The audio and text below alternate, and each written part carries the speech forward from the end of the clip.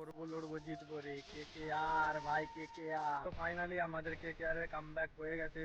এবছরের সিজনেতে প্রথম জয় পেয়েছে কলকাতা।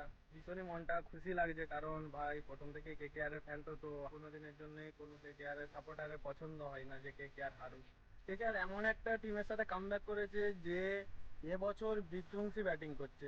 পয়েন্টস টেবিলে 3 নম্বরে আছে রাজস্থান রয়্যালস, কিন্তু তাদেরকে হারিয়ে মানে 155-তে তাদেরকে রেখে দিয়েছে ভাই। তার মানে কিরকম ভাবে বোলিং করেছে কলকাতা, মানে বিধ্বংসী ব্যাটিং করছে, তাদেরকে রুখে দিয়েছে 155-তে, তাহলে ভাবো।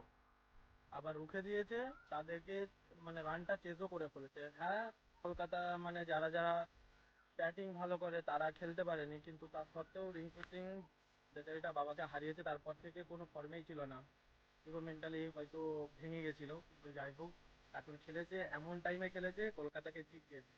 ভাই এক টাইমে তো মনে হচ্ছিল যে রাজস্থান ম্যাচটা নিয়ে চলে যাবে, কিন্তু না, অনুকূল রয় আর রিঙ্কু সিং এরা দুজনে মিলে ভালোভাবে খেললো, খেলে এবং কলকাতাকে শেষমেশ জিতিয়ে ছাড়লো।